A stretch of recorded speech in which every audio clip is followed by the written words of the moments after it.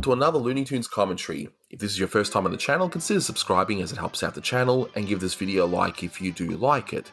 So this is a commentary for A Tale of Two Kitties, released in 1942. It's the 387th in the series, and it's directed by Bob Clampett.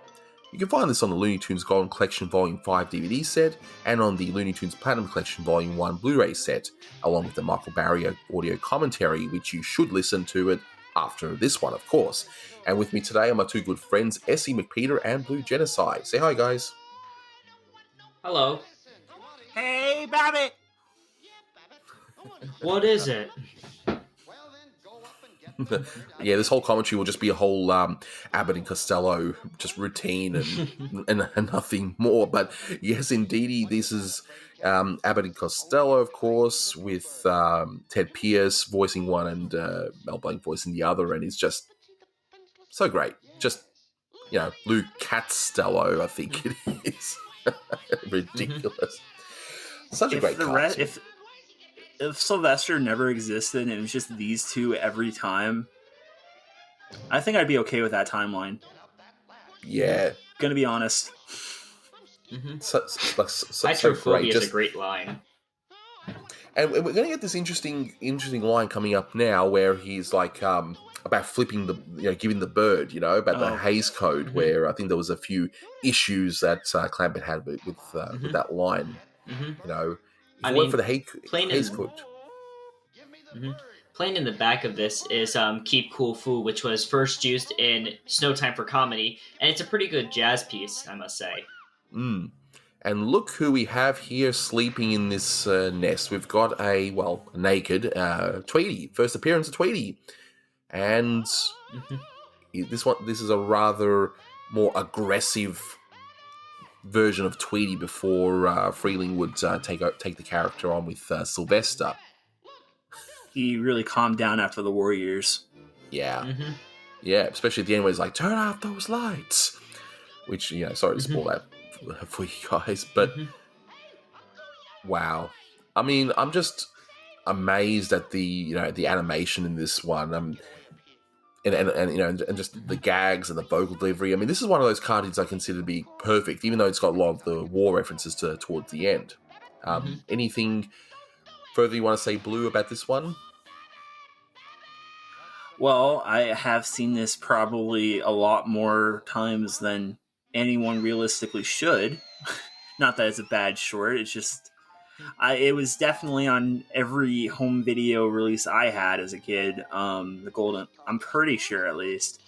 And I'm not exactly a fan of Naked Tweety, but I am okay with the more aggressive side of him here. I can attest to that. It is a little unsettling. Yeah, according to Clampett, it was like the whole idea is like, well, when you're a baby, you're pretty much you're naked and that. So I think the idea is just to reflect that. But I do agree that the yellow Tweety that we were going to get later on is a lot more appealing. But you can't deny that smile he does at the end of that nest gag is just great. I do, yeah. The dialogue here is too great. Oh yeah, like this is perfect timing all the way through. This is one of my favorite Tweeties, and we're gonna get to a point where we're sick of that bird. Yeah, exactly right. But just this is definitely Clampett just going all out. And here's a gag which they reused in Who Framed Roger Rabbit, of course.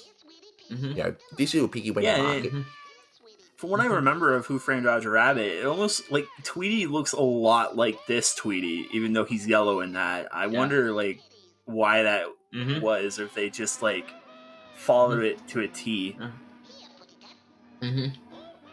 I'm not sure. I mean, I guess they're trying to match with the timeline where he was still being pink. I don't know, but. I know this is the first short that uses the Litchi style that Rod Scribner and Clampett worked on to try and apply a looser sense of drawings to the style. Well, there's the Victory Garden, a war reference, of course. kind of random. Well, you know, like he just has to do the victory garden. I mean, you got to be patriotic. You know, that's what a lot of these shorts needed to have. But wow, just I mean, have you guys watched a lot of the Abbott and Costello stuff? Not too much, but I like what I've seen. I've seen Abbott Costello meet Frankenstein a million times.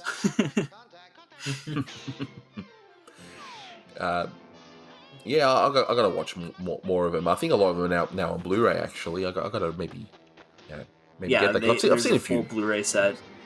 Yeah, I should probably Get a complete one. Well, here's the war reference, and it's a nice touch how he's holding the phone upside down, holding that handset. Oh, I never noticed that until now. And you said you watched it so many times, Blue. You ought to be ashamed of yourself. You know how many rotary phones I've seen in my life? Well, I've clearly seen more than you. Yeah. He's a good gag here. I just love it. Just whoop, just moves over, bang, and falls down. But here is one of the greatest gross out type of like mean-looking faces you ever see in a cartoon. I just love it. Just how they just get really like that. Oh yeah, it's great. It's beautiful. Then lights of course, out. Lights out, and commentary out. So thanks very much for listening, guys, and until next time, take care. That's all, folks.